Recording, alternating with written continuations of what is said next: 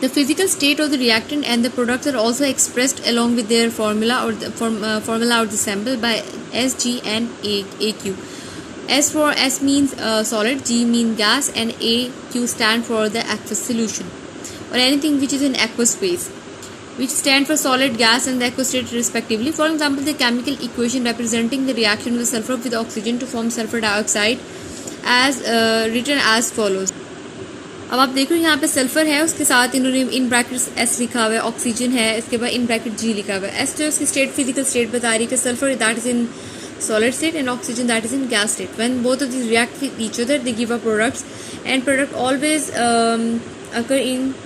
always shown in the right side of the equation, and while the reactant always shown on the written at the left side of the chemical equation.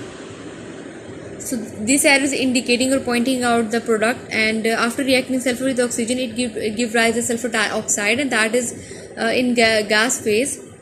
The chemical equation written above shows that the sulfur is in the solid state react with the oxygen gas.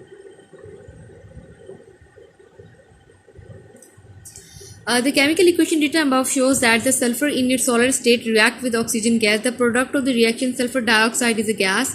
The sign S and G indicate the physical state of the reactant and the product. जैसे previously अभी इन्होंने बिल्कुल start में ये topic start हुआ था, तो ये बात है कि जो साइंस हैं ये क्या इंडिकेट करते हैं, फिजिकल स्टेट्स को शो करते हैं. Similarly, the chemical equation given below indicate that the zinc in the solid state react with the aqueous solution of the sulfuric acid and produce aqueous solutions of zinc sulfate and hydrogen gas. अब आप देख रहे हो zinc sulphuric acid का आपस में reaction करवाया तो ZnSO4 and plus hydrogen gas produce हुई. अब आप जिंक की फिजिकल स्टेट देखें तो वो आपका सॉलिड स्टेट में है, जो सल्फ्यूरिक एसिड है वो आपके पास एक्वस फेज में है, और जो आपके पास प्रोडक्ट्स है जिंक सल्फेट है, जिंक सल्फेट देखिए वो एक्वस फेज में है. इससे क्या हुआ, हाइड्रोजन गैस जो है वो आपकी लाइब्रेट होगी, रिलीज हो जाएगी. अब आप इस इक्वेशन के अंदर देखिए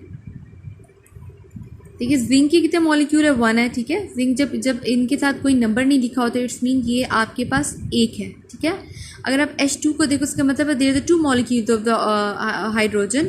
अगर आप SO4 देखें इसका सल्फर का 1 नंबर है और O जो है वो 4 टाइम्स प्रेजेंट है. ठीक है, अब मैं आपको बताती हूँ इनको बैलेंस किस तरीके से करना है, कि मैं रफली आपको एक रजिस्टर पर ये सॉल्व कर दिखाऊँ. तो इक्वेशन है Zn plus H2 SO4 it give us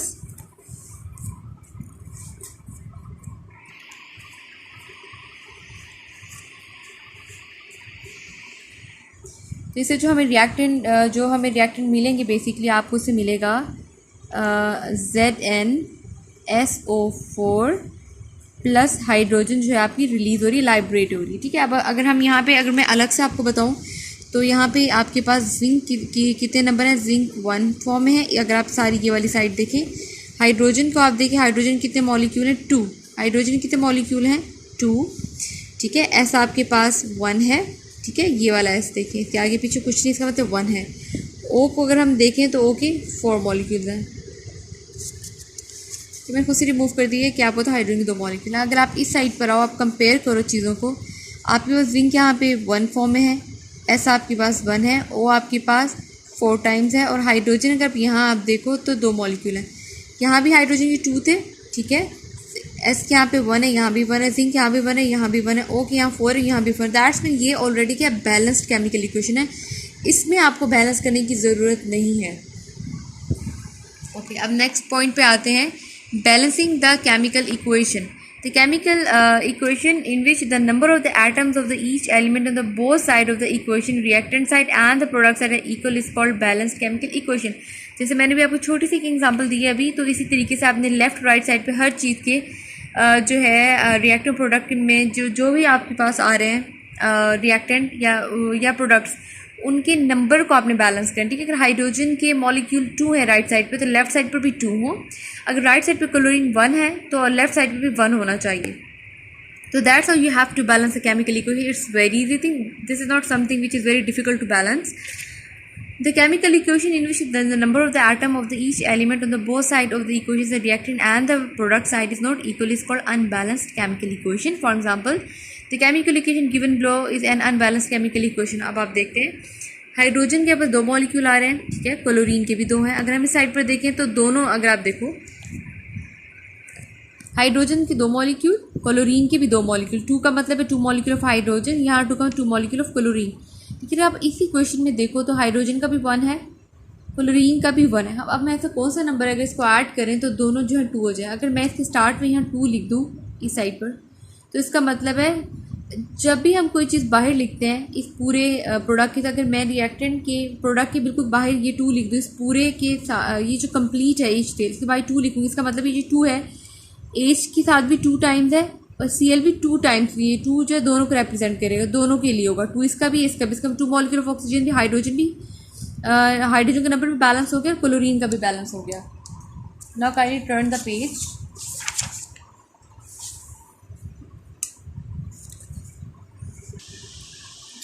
Unbalanced equation can be balanced by the different method. The trial and the error method is commonly used, ठीक है। ट्रायल एंड एरर मेथड में क्या होता है कि आप ट्राई करो, ठीक है, और अगर आपको एरर आ रहा है तो इट्स ओके, आप ट्राई एंड एरर, जैसे हम कहते हैं हिट एंड ट्राई मेथड, तो ये ट्रायल एंड एरर मेथड वो ये ट्राई करें, मे बी एरर एंड उससे आए, फिर further you have to strive hard to correct all these issues in balancing the equation. According to this method, trial and the error process of adjusting the coefficient before symbol or the formula is continued till the number of the atom of the each element on the both sides of the equation become equal. बिल्कुल इसी तरह से जैसे मैं आपसे कहती हूँ आपने नंबर को बैलेंस करना है, ठीक है, आप बिल्कुल इसी तरह से राइट साइड वाले सारे जो हैं आपकी रिएक्टेंट उनको आप एक साइड पे लिखो, प्रोडक्ट्स को एक साइड पे लिख लो और उनके सामने उनके नंबर मेंशंस कर लो। आप देख लो कौन सी चीज़ कितनी किस तरीके से इक्वल होगी, इसका नंबर राइट साइड पे कितना है, लेफ्ट साइड पे कितना है। जब तक बैलेंस नहीं होता आपने नंबर साथ ऐड करते जाने हैं एटम्स के, ताकि आपको एंड तक बैलेंस इक्वेशन मिल जाए। The working rule of the for balancing chemical equation follow, तो कुछ रूल्स हैं जिनको आपको फॉलो करोगे इससे आपका बैलेंस करना इक्वेशन का बहुत ईजी हो जाएगा।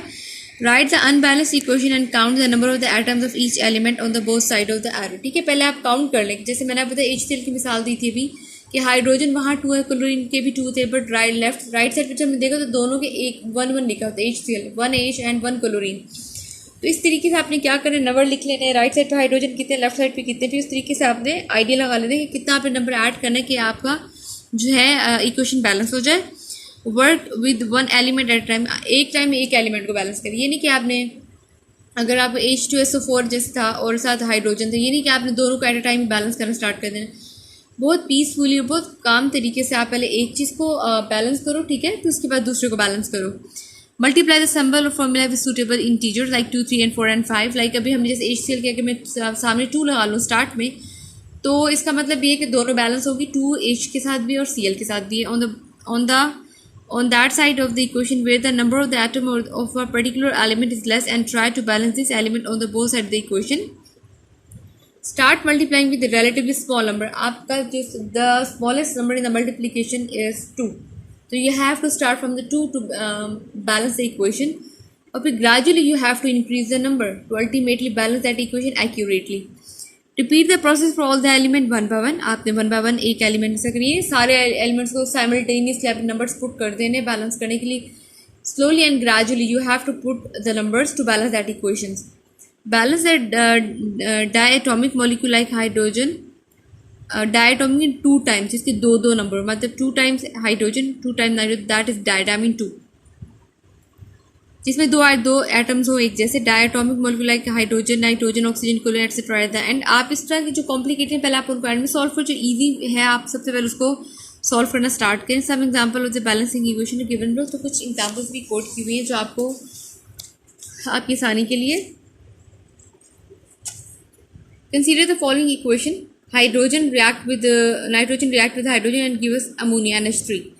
तो अगर आप देखो there is 2 molecule of nitrogen and 2 molecule of hydrogen. अगर इस इक्वेशन में देखें NH3 में 1 टाइम नाइट्रोजन है, 3 टाइम्स हाइड्रोजन है, तो इसका मतलब ये ऐसा कौन सा स्मॉलेस्ट नंबर है जो मैं यहाँ ऐड करूँ तो आपको लगे कि बैलेंस हो जाए। तो स्मॉलेस्ट नंबर तो 2 है।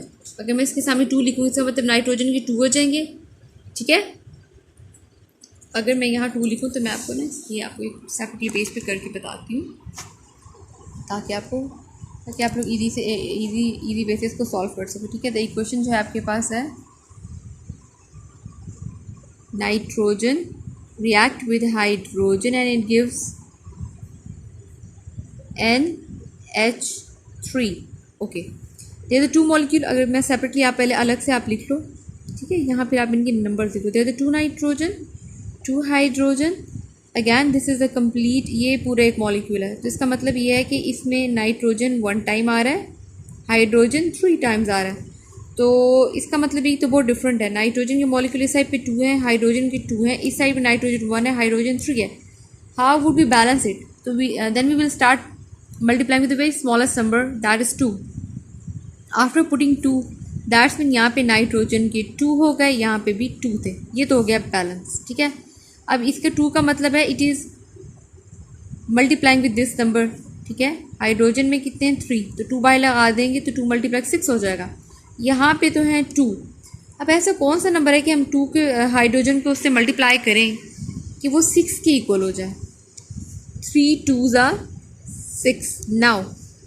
Now we can see after putting number, nitrogen is 2, hydrogen is 6।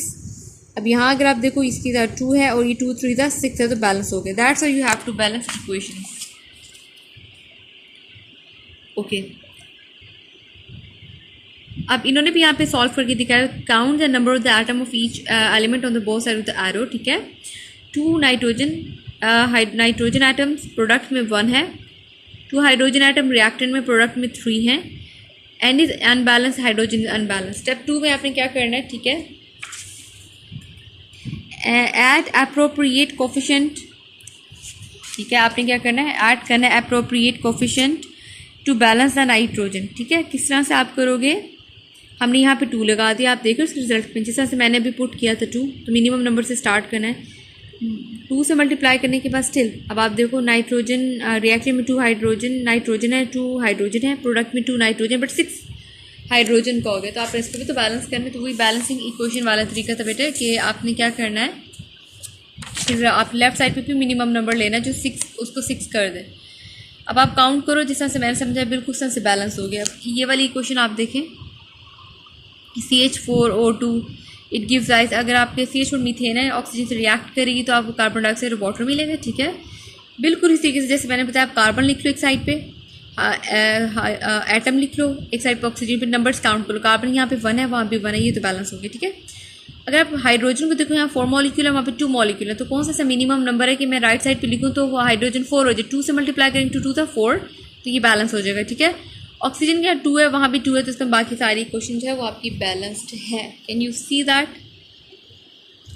These are very easy. अगर आप इस तरीके से वाले स्टेप्स फॉलो करोगे तो आपसे ये कम्प्लीटली हो जाएंगे। ठीक है, बाकी आप खुद से करने की कोशिश करें, क्योंकि आप खुद से जब ट्राई करोगे, मैं सारी बता दूंगी, तो अगर आप प्रैक्टिस नहीं करोगे then you can't understand how to balance the equation.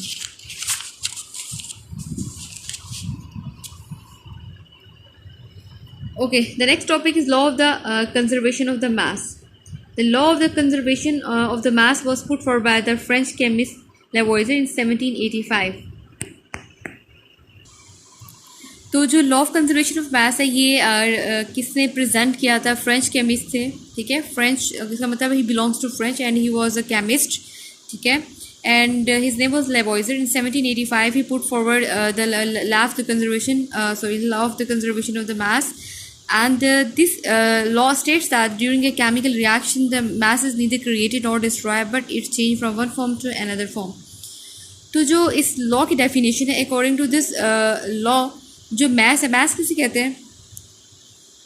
Mess किसे कहते हैं? जैसे वेट होता है तो मैस भी वैसे ही होता है। ठीक है, जो मैस है वो कहते हैं कि ना तो हम उसको क्रिएट कर सकते हैं, ना हम उसको डिस्ट्रॉय कर सकते हैं, लेकिन वो एक फॉर्म से दूसरी फॉर्म में क्या होता है? चेंज होता है।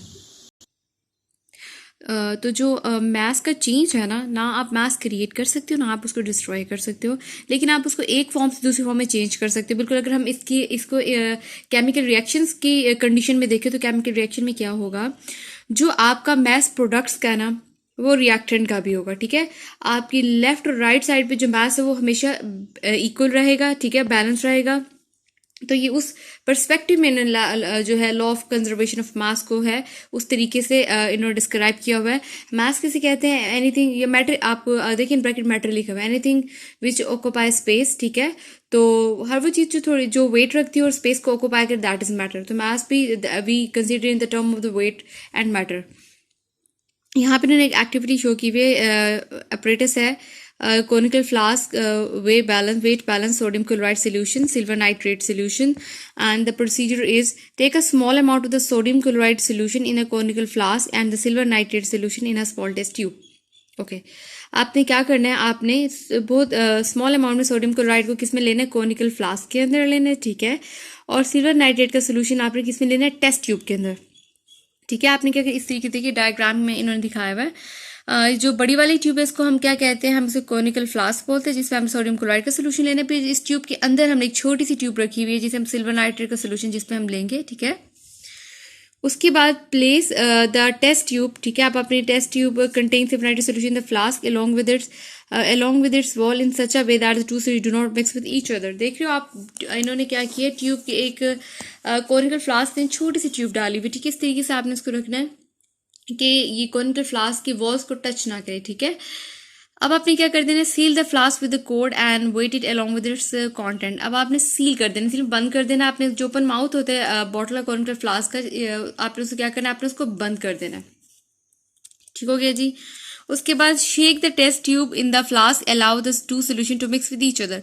अब आपने क्या करना है, टेस्ट ट्यूब को क्या करें, शेक करना है, ठीक है, फ्लास्क के अंदर ही, ठीक है। अब आपने अलाउ करने कि दोनों सोल्यूशन एक दूसरे से क्या हो जाए, मिक्स हो जाए, ठीक है।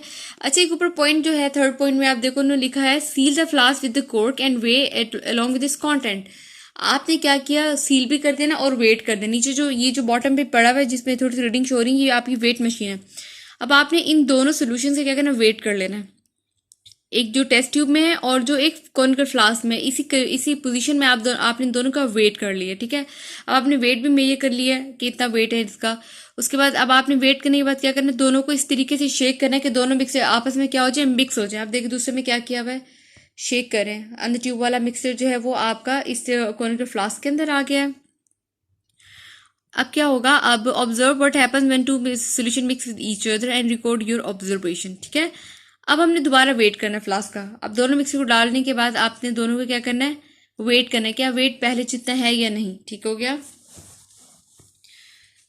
तो आपके अकॉर्डिंग क्या होगा, वेट बड़ा होगा या वेट उतना होगा, दोनों का अलग अलग करके। ये देखें सेपरेटली हमने जब अगर अच्छा फर्ज करेंगे बिल्कुल ऐसे ही है कि अगर आप कोई सोल्यूशन घर में भी प्रिपेयर करते हो, ठीक है। आपने क्या किया, आपने वाटर लिया और कुछ अमाउंट शुगर की ली, ठीक है। फिर आपने वाटर और जो है शुगर का अगर कंटेंट है, ठीक है, साथ अगर आप उसको अलग अलग से मेजर कर लो उन दोनों को, ठीक है।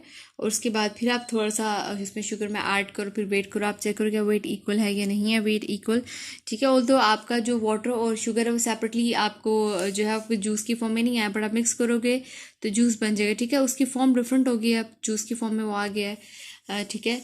तो लेकिन क्या हो जाएगा, वेट उतना ही रहेगा जितना शुगर का था और जितना उसका था डिजोल्व, बस उसके अंदर डिजोल्व हो जाएगी, ठीक है। थोड़ा सा आपका लिक्विड विस्कस हो जाएगा, भारी हो जाएगा, हैवी हो जाएगा। ये भी बिल्कुल ऐसे ही है, ठीक है। Through the activity 5.3 we observe the formation of the white precipitate of silver chloride and as a product of the reaction between sodium chloride and the silver nitrate. दोनों का हमने क्या किया, सोडियम क्लोराइड सोल्यूशन लिया था और silver nitrate solution लिया था, ठीक है। जब वो अलग अलग थे तब आपने वेट के, फिर मिक्स करने के बाद क्या हुआ, मिक्स करने के बाद दोनों में आपस में रिएक्शन हो गया, ठीक है। उससे आपको क्या मिला, AgCl3 मिला, ठीक है। सिल्वर क्लोराइड आपको मिल गया एज अ प्रोडक्ट, ठीक हो गया। और सोडियम और जो ये रिएक्शन आपको AgCl जो है जिसे हम सिल्वर क्लोराइड कहते हैं, किसके रिजल्ट में आपको मिला, जब आपके पास सिल्वर क्लोराइड और सोडियम सिल्वर नाइट्रेट ने आपस में रिएक्ट किया, तो उसका ये आउटकम है। ऑल्दो आपको रिएक्शन के बाद एक डिफरेंट चीज मिल गई है, लेकिन दोनों का वेट सेम रहेगा, ठीक है। We also notice that during chemical reaction, the total mass of the product is equal to the total mass of the reactant. This verifies the law of the conservation of the mass. Conserve का क्या मतलब होता है, conserve करना, ठीक है। Conserve, ठीक है, प्रिजर्व वाले सेंस में सेव करना, जो चीज़ पहले थी वो वैसे ही रहेगी, ठीक है। बिफोर एंड आफ्टर उसमें कोई चेंज नहीं आएगा, तो मास क्या रह गया, प्रिजर्व रह गया, ठीक है। प्रिजर्व वाले सेंस में कंजर्व रहेगी, ठीक है।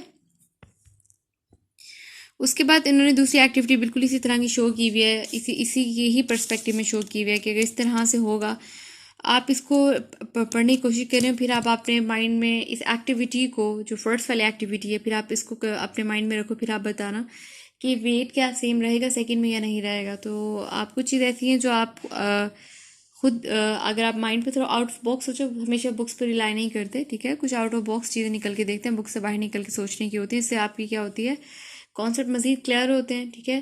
तो ये एक्टिविटी आप रीड आउट कीजिएगा तो आपको ऊपर वाला कॉन्सेप्ट बिल्कुल क्लियर हो जाएगा। पहले आप ऊपर वाले को 3 to 4 टाइम्स रीड आउट करो, ठीक है, उसके बाद फिर आप इस सेकंड वाली एक्टिविटी को रीड आउट करो, तो इंशाल्लाह आपको ये वाला कॉन्सेप्ट जो है मैथ्स वाला क्लियर हो जाएगा।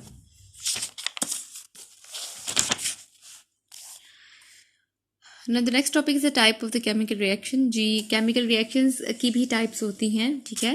Thousands of chemical reaction are taking place all the time in the world, they are classified in different types. Here we discuss only 2 types, addition reaction and the decomposition reaction. Chemical reaction की बहुत सारी types होती हैं, but majorly जो types हैं वो 2 हैं, ठीक है, addition and reaction and decomposition. Addition का नाम बता रहे ऐड करना, जब 2 चीज़ों को ऐड करते हो वो एडिशन होता है। डिकम्पोजिशन को ब्रेक डाउन, ठीक है, जब एक रिएक्शन को ब्रेक डाउन करोगे, बिल्कुल ऑपोजिट है। ऐड कितनी चीज़ें ऐड होती हैं, 2 या 2 से ज़्यादा चीज़ें ऐड होती हैं। ब्रेक कितनी होती है, 2 चीज़ों को, एक चीज़ को ब्रेक करोगे तो उसके जरिए में 2 चीज़ें भी आपको मिल सकती है, 3 चीज़ें मिल सकती हैं। तो addition and decomposition both these reaction are opposite of each other. अब देखिए, जैसे हाइड्रोजन ऑक्सीजन को रिएक्ट करवाए हुए तो आपको वाटर मिलेगा, ठीक है, this is an addition reaction because you are adding 2 things, hydrogen and chlorine, we are getting hydrogen chloride, so this is addition reaction because you are adding 2 things. So ये सारी जो है एग्जांपल दी हुई है addition reaction. आप इसमें से आप ऐसे करो, फर्स्ट वाले आप एग्जांपल कर लो और उसके अलावा ये थर्ड वाले नाइट्रोजन हाइड्रोजन वाली जिससे अमोनिया मिलेगा। ज़्यादा आपको करने की जरूरत नहीं, ये ना हो कि आप सारी भूल जाओ, तो आप 2 अच्छे से आप इसमें एग्जाम्पल मेमोराइज कर लो ताकि आप कॉन्सेप्ट जो है एडिशन रिएक्शन के क्लियर हो जाएंगे। डेफिनेशन आज what is addition reaction, then you have to at least give an example in the form of this reaction. And the next is a decomposition reaction, that is opposite of addition reaction. A chemical reaction during which a compound split up into the 2 or more simple substances called decomposition reaction. Split का मतलब divide हो जाना, ठीक है, वो chemical जिसमें compound. अच्छा, what is the difference between compound and substance. Compound जो होता है वो 2 चीज़ ये देखेंगे, this is a compound, water और ऑक्सीजन के मिलने से जो बड़ी चीज़ आपको मिली है दैट इज कंपाउंड, ठीक है। ये जो हाइड्रोजन ऑक्सीजन अलग अलग चीज़ है ना, ये कंपाउंड नहीं है, ये सब्सटेंस है। सब्सटेंस के मिलने से जो बड़ी चीज़ मिलती है ना, compound is a bigger thing than substance. इसमें क्या होगा, अच्छा अगर आप इसको इस तरह से भी कोट कर सकते हो, आपने वाटर मॉलिक्यूल लिया डिकम्पोजिशन रिएक्शन में, ठीक है, एरो लगा के आपने फिर उसके रिएक्टेंट में ये लिख लेना है, ये प्रोडक्ट बना के इसको रिएक्टेंट लिख लो, हाइड्रोजन ऑक्सीजन, इसके ब्रेक डाउन होने से आपको ये 2 चीज़ें मिली, that means this is a decomposition reaction. आप इस तरीके से भी एग्जाम्पल कोट कर सकते हो, अब ये भी याद कर सकते हो। देखिए, जैसे पोटेशियम क्लोराइड लिखा हुआ है, ठीक है, ब्रेक डाउन होकर उन्होंने किस में लिखा है, पोटेशियम क्लोराइड और ऑक्सीजन में। एक कंपाउंड बड़ा वाला जो चीज़ है वो ब्रेक डाउन 2 छोटी छोटी चीज़ें दे रहा है आपको, that is a decomposition reaction, that mean you are gonna break down a bigger thing into the smaller thing, that is a decomposition reaction. Now the next topic is energy changes in a chemical reaction. Now the question is that how energy changed in a chemical reaction. In a previous topic we have learned the mass remains same in both sides, either reactant or the products, the number of the mass will remain same. But the question that how energy will change in a chemical reaction. In order to know about the nature of the chemical change in the in various reaction, we need to know about the change in the energy of the substance, ठीक है। किसी भी chemical reaction के change को के reaction को understand करने के लिए बहुत ज़रूरी है, ठीक है, कि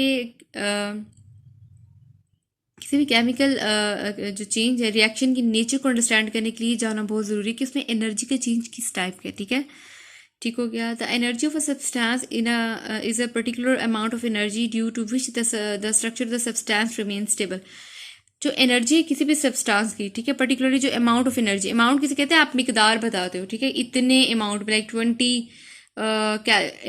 calories 30 calories, calorie that is unit of energy. तो जिसमें आप अमाउंट बता सको ना बेसिकली वो हम उसको डील करते हैं अमाउंट को, that comes under the comes under the definition of energy. That energy of a substance is particularly amount of energy due to which the structure of a substance remains stable. अच्छा, एक specific energy की वजह से किसी भी substance का जो structure है वो स्टेबल रह सकता है, ठीक है।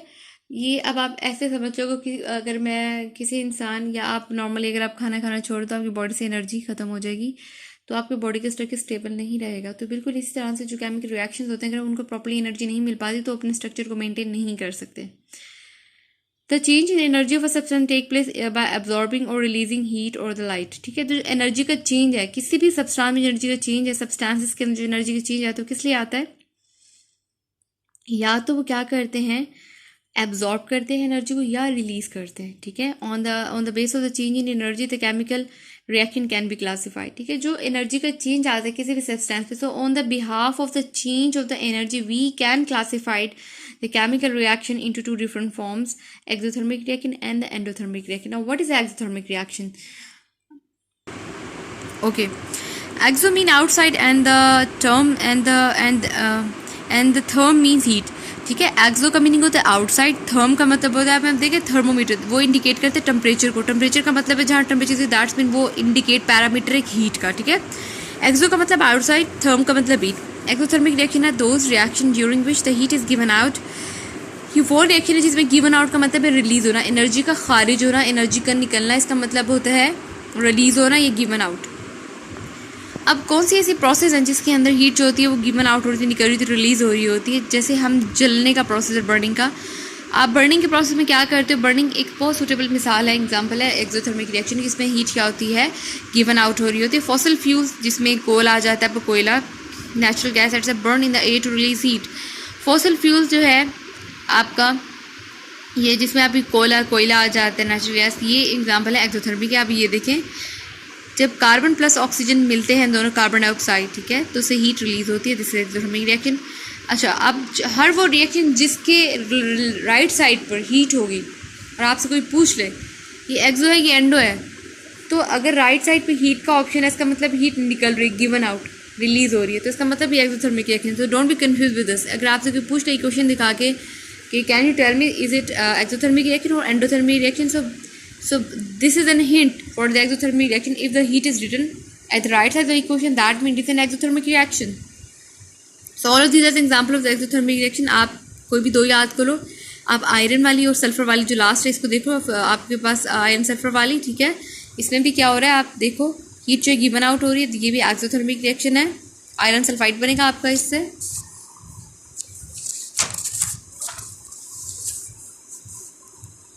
एक छोटी सी एक्टिविटी दिखाई हुई है, ये देखिए यहाँ पे एक्टिविटी एक छोटी सी, कि ऑपरेटर आपने बीकर लिया, ठीक है, अनस्लेक्ड लाइम एंड वाटर लिया, ठीक हो, कि अब आपने क्या किया, बीकर को फिल कर लिया पानी के साथ, ठीक है, उसके अंदर आपने कुछ लाइम डाल दिया, COH, ठीक है, लाइम, अनस्लेक्ड लाइम डाल देना बीकर के अंदर और उसको स्टार करना, उसको हिला लेना, ठीक है। उसके बाद आपने क्या करना है, 20 to 30 सेकेंड के बाद touch the outside of the beaker, ठीक है। आपको अगर तो बीकर आपको गर्म लगा, अगर किसी भी चीज़ की साइड्स गर्म हो जाए, इसका मतलब है हीट इज़ गिवन आउट। अच्छा, एक बहुत कॉमन सी मिसाल है एक्सोथर्मिक की, आपकी मदर्स खाना बनाती हैं, ठीक है, जब बर्तन रखते हैं चूल्हे पर, तो आपने देखे जो बर्तन होते हैं उसकी साइड्स गर्म होती है, इसका मतलब हीट इज़ गिवन आउट। जो कुकिंग प्रोसेस है उसमें हीट गिवन आउट हो रही थी, वो कौन सा प्रोसेस है, एक्सोथर्मिक का प्रोसेस है।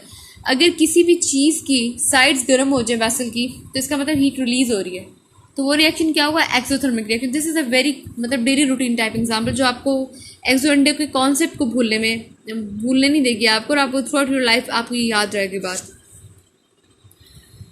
ठीक हो गया। अब आप देखिए इस एक्टिविटी की इक्वेशन बताई हुई, the side of the beaker become warm, the heat which makes the mixture in the beaker side of the beaker and the side of the beaker warm is release by the exothermic reaction. तो आपके पास calcium oxide है, ठीक है, आप water और calcium oxide का आपने reaction कराया, उससे आपने कैल्शियम हाइड्रोक्साइड, हीट जो है that is given to release, तो that is an exothermic reaction. Endo का मतलब ऑपोजिट है, एंडो में एब्जॉर्ब करते हैं, एंडो में क्या होता है, एब्जॉर्ब करना, एंडो मीन इनसाइड, ठीक है। The reaction during which heat is absorb are called endothermic reaction. The thermal decomposition of calcium carbonate to produce carbon dioxide on commercial scale is an endothermic reaction, ठीक है। जब हम heat की presence में, thermal का मतलब कि heat की में डिकम्पोज करते हैं कैल्शियम कार्बोनेट को, ठीक है, तो उससे क्या होता है, कार्बन डाइऑक्साइड प्रोड्यूस होता है कमर्शियल स्केल पे। अब आप देख रहे हो, अगर आपका heat left side, right side की लेफ्ट साइड पर है, ठीक है, आप हीट दे रहे हो, जिसमें आप हीट देते हो, जिसमें हीट रिलीज नहीं होती, ठीक है, वो आपके एंडोथर्मिक रिएक्शन होते हैं। एक्सोथर्मिक कौन होते हैं, जिसमें आप हीट निकलती है, ठीक है, इसमें हीट लाइब्रेट होती है, रिलीज हो रही होती है, लेकिन इसमें एंडो में आपको देनी पड़ती है, ठीक है। तो ये हो गया, ठीक है, endothermic reaction. So they have shown an activity here: apparatus, beaker, sodium carbonate solution, sodium chloride solution and thermometer. तो आपने क्या करना है, कुछ सोडियम कार्बोनेट ले लेना है, सोल्यूशन उसका सोल्यूशन लेना बीकर के अंदर, आपने थर्मोमीटर डाल लेना सोल्यूशन में और आपने टेम्परेचर नोट करना है, ठीक है। मिक्स करना है कैल्शियम क्लोराइड सोल्यूशन को इसके अंदर, ठीक है। सोडियम कार्बोनेट और कैल्शियम क्लोराइड गया, आपने मिक्स कर लिया इसको, फिर आपने before and after temperature note करना है।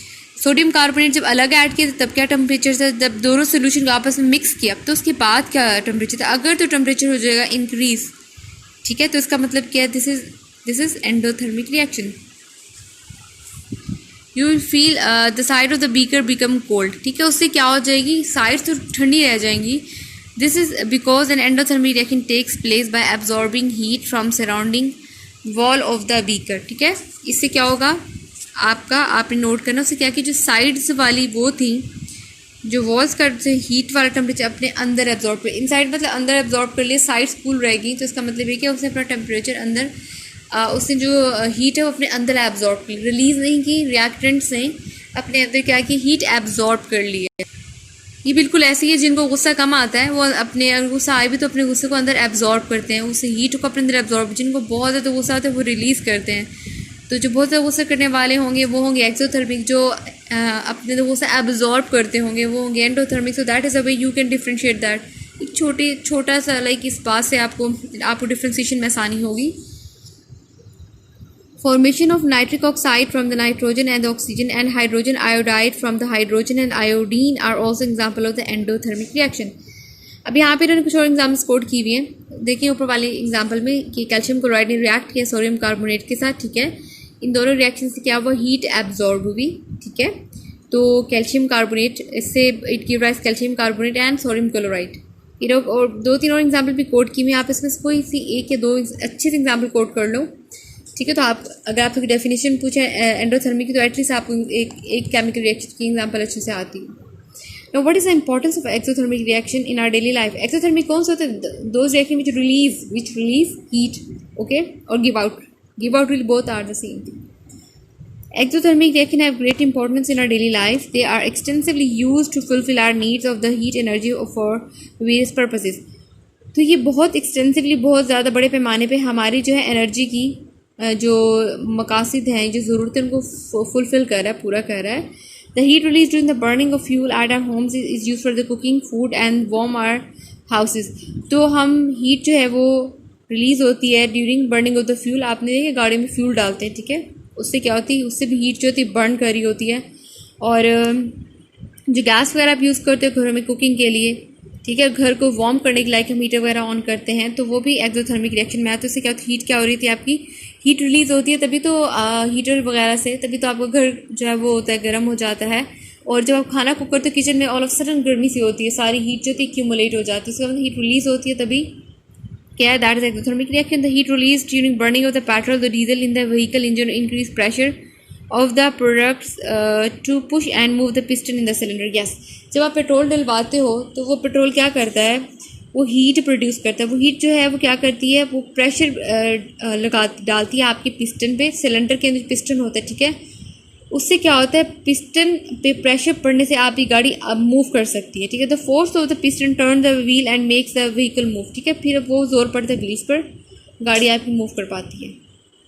Heat produce by burning of the fuel in thermal power station is use to generate in electricity. वो हीट जो आप यूज़ करते हो थर्मल स्टेशन पर, ठीक है, थर्मल पावर स्टेशन पर, ठीक है, उस फ्यूल से जो हीट आप प्रोड्यूस करो उससे आप बिजली पैदा कर रहे हो। Heat produce during the digestion of the food in our body keeps warm and alive. हम जब खाना खाते हैं तो डाइजेशन के प्रोसेस में भी हीट जो है क्या होती है, रिलीज होती है। हीट रिलीज होने से क्या होती है, आपकी बॉडी वार्म रहती है और आप जिंदा रहते हो। Ignition of dynamite and gunpowder are highly exothermic reaction and are termed as explosion. जहाँ पे बॉम्ब ब्लास्ट से चीज़ें बनती हैं तो वहाँ पे भी हीट जो है रिलीज़ होती है। तो सारे रिएक्शन किस में आते हैं, आपके एक्सोथर्मिक के अंदर। Such explosion are use for blasting in mines, ठीक है। आपने जो माइंस होती हैं जैसे सॉल्ट माइंस हैं या डिफरेंट माइंस हैं, तो उसको भी हम एक्सप्लोजन जो यूज़ करते हैं, एक्सप्लोड करते हैं, तो उसके लिए भी हम यही वाले मटीरियल यूज़ करते हैं जो इग्निशन मटीरियल यूज़ करते हैं, तो उससे भी हीट क्या होती है, रिलीज़ होती है। That's all about the whole chapter. I hope आपको अच्छे से कॉन्सेप्ट क्लियर हो गया होगा एंडो एक्सो का और केमिकल बैलेंसिंग का। So I see you in the next video with the next topic with the next lecture. Till then अल्लाह हाफिज़ and take great care of yourself. अल्लाह हाफिज़।